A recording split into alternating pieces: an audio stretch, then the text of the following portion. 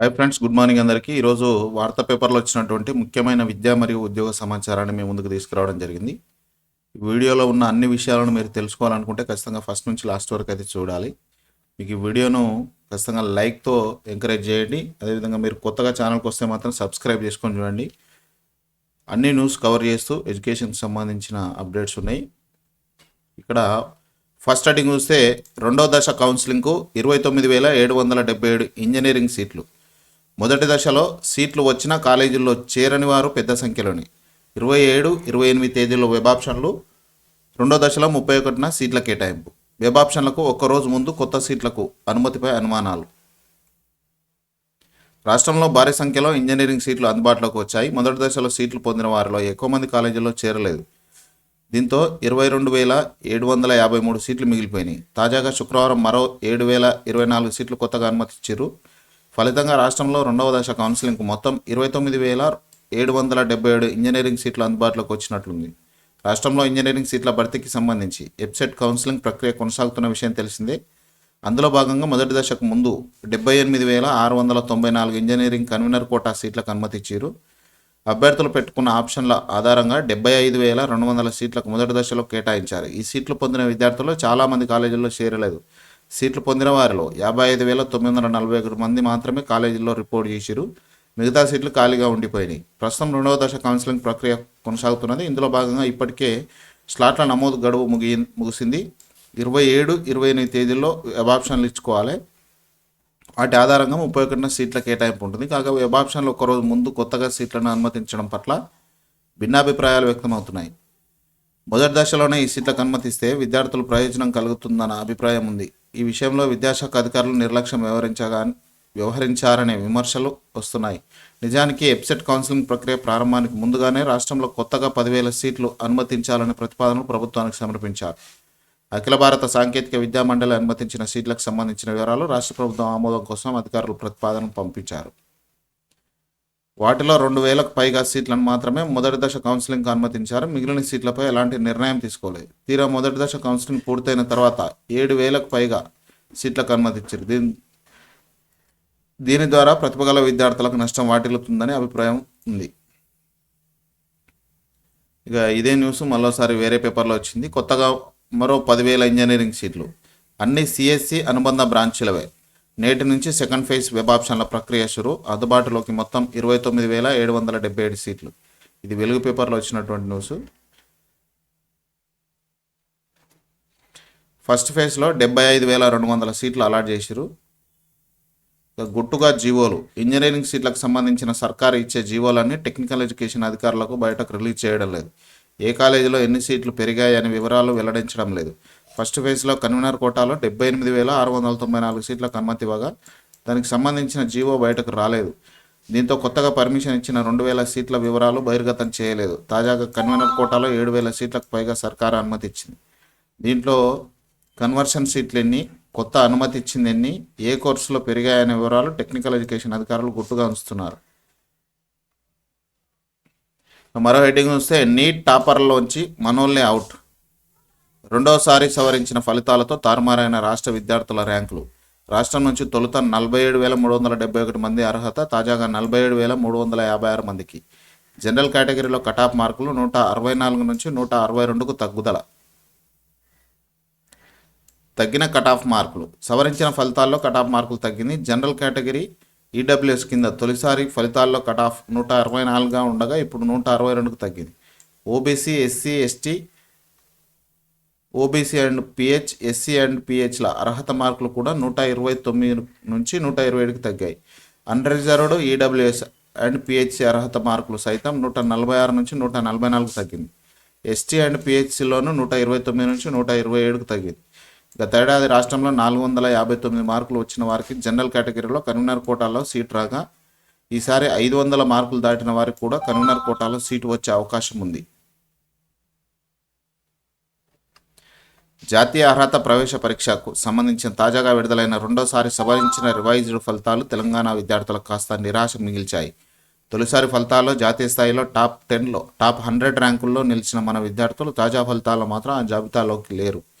గత ఫలితాల్లో జాతీయ స్థాయిలో 77వ ర్యాంక్తో రాష్ట్ర టాపర్గా నిలిచిన అనురాన్ ఘోష్ తాజా ఫలితాలు ఏకంగా 137వ ర్యాంకు పరిమితమయ్యాడు. అలాగే ఎస్టీ కేటగిరీలో ఆల్ ఇండియా టాప్ ర్యాంకర్ తెలంగాణకు చెందిన గుగులోత్ వెంకట సుపేష్ సవరించిన ఫలితాల్లో టాపర్గానే ఉన్నాడు. కానీ అతని జాతీయ ర్యాంకు అప్పుడు 167 ఉండగా తాజా ఫలితాల్లో 219కి పడిపోయింది. అలాగే ఎస్టీ జాతీయ 2వ ర్యాంకర్గా నిలిచిన లావుడియా శ్రీరామ్ నాయక్ ఇప్పుడు 4వ ర్యాంకు పరిమితమయ్యారు. నీట్ యూజీ ఎంట్రన్స్లో అక్రమాలు జరిగిన నిర్ధారణ కావడంతో సుప్రీంకోర్టు ఆదేశాలతో ఎన్టీసీ సుమారు 1500 మందికి నీట్ నిర్వహించి సవరించిన ఫలితాలను కూడా ప్రకటించింది. ఇక త్వరలో రాష్ట్ర స్థాయి ర్యాంకులు ఆల్ ఇండియా ర్యాంకులు ప్రకటించిన ఎన్టీఆర్ త్వరలో రాష్ట్రానికి సంబంధించిన అభ్యర్థులకు జాబితాను రూపొందించింది. ముందుగా ఎంబీబీఎస్ బీడీఎస్ సీట్ల కోసం ఆల్ ఇండియా ర్యాంక్ ఆధారంగా మెరిట్ జాబితాను తయారు చేయనుంది. 17కు తగ్గిన నీట్ టాప్ ర్యాంకర్లు యూజీ తుది ఫలితాలు విడుదల. టాపర్లలో 4 బాలికలు. స్వల్పంగా తగ్గిన కటాఫ్. ఎన్టీఏ వెబ్సైట్లో ర్యాంక్ కార్డులు. త్వరలోనే కౌన్సిలింగ్ ప్రారంభం. యూనివర్సిటీలో ఖాళీల భర్తీ ఎప్పుడు? పెండింగ్లో నియామక బోర్డు. ఇప్పటికే 5000కు పైగా ఖాళీలు. అసెంబ్లీలో నిర్ణయం తీసుకుంటేనే ముందుకు పడే అవకాశం. రాష్ట్రంలో యూనివర్సిటీలోని ఖాళీ పోస్టుల భర్తీకి ఎప్పుడు చేపడతారనే విషయంలో స్పష్టత రాలేదు. యూనివర్సిటీల్లో కొన్నాళ్ళుగా నియామకాలు లేకపోవడంతో ప్రొఫెసర్ పోస్టులతో పాటు బోధనేతర పోస్టులు కూడా భారీ సంఖ్యలో ఖాళీగా ఉన్నాయి. వీటి భర్తీ విషయంలో కొత్త ప్రభుత్వం ఇప్పటివరకు ఎలాంటి ప్రణాళికను ప్రకటించలేదు. ఈ అంశంపై అసెంబ్లీలో నిర్ణయం తీసుకుంటేనే ముందుకు పడే పరిస్థితి ఉంది. ప్రస్తుతం వర్సిటీలో భర్తీ చేయాల్సిన పోస్టులు 5000కు పైనే ఉంటాయని అంచనా వేస్తున్నారు. ఇందులో టీచింగ్, నాన్ టీచింగ్ పోస్టులు ఉన్నాయి. గతంలో అంచనా వేసిన ప్రకారం 11 వర్సిటీల్లో సుమారు 4000 పైగా ఖాళీలు ఉన్నట్టు గుర్తించారు. తర్వాత మరో 4 వర్సిటీలకు కూడా ఈ జాబితాలోకి తీసుకురావడంతో ఖాళీ పోస్టుల సంఖ్య మరో 1000 పెరగనుంది. ప్రస్తుతం వర్సిటీలో ఖాళీగా ఉన్న ప్రొఫెసర్ పోస్టుల భర్తీకి సాంకేతిక సమస్య అడ్డంకిగా మారింది.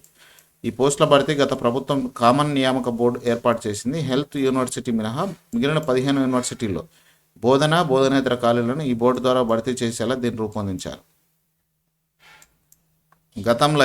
గతంలో అసిస్టెంట్ ప్రొఫెసర్ పోస్టులకు ఆయా వర్సిటీలే భర్తీ చేసుకునే విధానం ఉండేది. వర్సిటీలోని ప్రత్యేక కమిటీ ద్వారా ఈ ప్రక్రియ జరిగేది. ఎలాంటి రాత పరీక్ష ఉండేది కాదు. అభ్యర్థులకు ఆయా డిగ్రీ చదువుల్లో వచ్చిన మార్కులు, నెట్, సెట్ వంటి పరీక్షల వంటి వాటి వెయిటేజ్కి 50% మార్కులు, ఇంటర్వ్యూకి 50% మార్కుల పద్ధతులు ఈ నియామకాన్ని చేపట్టేవారు. ఈ విధానంలో నియామకాల నాణ్యత ఉండడం లేదన్న విమర్శల నేపథ్యంలో యూజీసీ సూచనలకు అనుగుణంగా కేంద్ర ప్రభుత్వం పలు మార్పులు సూచించింది. ఈ నేపథ్యంలో రాష్ట్ర ప్రభుత్వం పోస్టుల భర్తీపై విధానపరమైన నిర్ణయం తీసుకోవాల్సి ఉంటుంది. ఇక 5వ తరగతి చదువుతున్న విద్యార్థులకు 6వ తరగతుల ప్రవేశానికి దరఖాస్తుల ఆహ్వానం. నవోదయ పిలుస్తుంది. దీనికి సంబంధించి మన యూట్యూబ్ ఛానల్లో క్లియర్గా మన అప్డేటెడ్గా ఇన్ఫర్మేషన్ అయితే ఉంది. ఒకసారి చెక్ చేయండి. ఈ నెల 20 నుంచి స్వీకరణ. సెప్టెంబర్ 16 ఆఖరి తేదీ. జనవరి 18న ఆన్లైన్లో పరీక్ష. ప్రతిష్టాత్మక జవహర్ నవోదయ విద్యాలయంలో 2025-26 విద్యా సంవత్సరానికి 6వ తరగతి ప్రవేశానికి దరఖాస్తుల స్వీకరణ ప్రారంభమైంది. ఈ నెల 20వ తేదీ నుంచి అంటే ఆల్రెడీ స్టార్ట్ అయింది. అప్లికేషన్లు తీసుకుంటుండగా ఈ ప్రక్రియ సెప్టెంబర్ 16తో గడువు ముగియనున్నది. వచ్చే నెల వచ్చే ఏడాది జనవరి 18న ఆన్లైన్లో పరీక్ష నిర్వహిస్తుండగా ఆసక్తి ఉన్న విద్యార్థులు దరఖాస్తు చేసుకోవాలి. ఈ మేరకు ఒక ప్రకటనలో వివరించారు. అభ్యర్థులు ఇదంతా ఉమ్మడి కామన్గా అయితే ఇదే ఈ నెల 20 నుంచి సెప్టెంబర్ 16 వరకు అప్లికేషన్, జనవరి 18న పరీక్ష. దరఖాస్తు చేసుకోవడానికి కావాల్సినవి 3, 4, 5 తరగతి చదివిన స్కూల్ హెచ్ఎం సంతకం చేసిన సర్టిఫికేట్ ఒకటి, విద్యార్థి ఆధార్ నెంబర్, మొబైల్ నెంబర్తో లింక్ ఉండాలి, విద్యార్థి ఫోటో, విద్యార్థి తండ్రి సంతకం పేపర్ పైన. ముఖ్యమైన సూచనలు చూస్తే విద్యార్థి తండ్రి పేరులో స్పెల్లింగ్ మిస్టేక్ ఉండకూడదు. కుల ధృవీకరణ పత్రం ఖచ్చితంగా వెరిఫై చేసుకోవాలి. విద్యార్థి 3, 4, 5 తరగతులు గ్రామీణ ప్రాంతాల్లో చదివితే రూరల్ లేనిచో అర్బన్ కిందకు వస్తుంది. విద్యార్థి 5వ తరగతి ఏ జిల్లాలో చదువుతున్నాడో ఆ జిల్లాలోని అతని ఆధార్ కార్డు అడ్రస్ ఉండాలి, లేనిచో సీట్ ఇవ్వబడదు. విద్యార్థి పాఠశాలకు సంబంధించిన బ్లాక్ సెలెక్ట్ చేసేటప్పుడు ఖచ్చితంగా తెలుసుకొని ఫామ్ నింపాలి. వెబ్ ఆప్షన్లో పాఠశాల పేరు మాయం. టీచర్ లేక పాఠాలు బోధిస్తున్న విద్యార్థి. పాఠశాల ఎదుట గ్రామస్తులు, తల్లిదండ్రుల ఆందోళన. రాష్ట్రంలో ఇటీవల చేపట్టిన ఉపాధ్యాయుల బదిలీలో అవకతవకల విద్యార్థుల పాలిట శాపంగా మారి ఉపాధ్యాయులకు నియమించకపోవడంతో నార్కర్నూలు జిల్లా లింగాల మండలం కోమటికుంట ప్రాథమికోన్నత పాఠశాల ఎదుట శుక్రవారం విద్యార్థులు, తల్లిదండ్రుల ఆందోళన చేపట్టారు. వివరాల్లోకి వెళ్తే కోమటికుంట ప్రాథమికోన్నత పాఠశాలలో 7 తరగతులు ఉండగా 74 మంది విద్యార్థులు ఉన్నారు. 5 ఉపాధ్యాయులు ఉండగా ఇటీవల చేపట్టిన బదిలీలో హెచ్ఎం అంజిలాల్తో పాటు 4 హెచ్ఈటీలు వేరే చోటకు వెళ్లారు. విద్యాశాఖ అధికారులు వెబ్ ఆప్షన్లో కోమటికుంట పాఠశాల పేరును చూపించకపోవడంతో ఆ స్థానాలు భర్తీ కాలేదు. టీచర్లు లేకపోవడంతో విద్యార్థులు ఉపాధ్యాయులుగా మారి వారి తోటి వారికి పాఠాలు బోధించాల్సిన దుస్థితి ఉంది.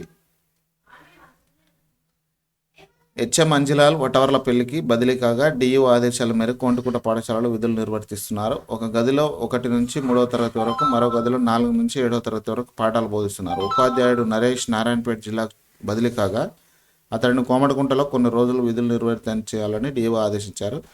2 ఉపాధ్యాయులు ఎప్పుడు బదిలీపై వెళ్తారో తెలియడం లేదని విద్యార్థులు తల్లిదండ్రులు వాపోతున్నారు. పాఠశాల పూర్తి స్థాయిలో ఉపాధ్యాయులను నియమించి విద్యార్థుల భవిష్యత్తును కాపాడాలని గ్రామస్తులు కోరుతున్నారు. దీనిపై ఎంఈఓ చంద్రుడు వివరణ కోరగా త్వరలో ఉపాధ్యాయులను నియమిస్తామని తెలిపారు. ఇది ఫ్రెండ్స్ ఈరోజు వరకు ఉన్నటువంటి విద్యా మరియు ఉద్యోగ సమాచారం. వీడియో నచ్చిందా? వీడియో నచ్చితే మాత్రం మీ ఫ్రెండ్స్తో షేర్ చేయండి. ఖచ్చితంగా వీడియోని లైక్ చేయండి. ఛానల్ కొత్తగా వస్తే సబ్స్క్రైబ్ చేయండి. Thank you.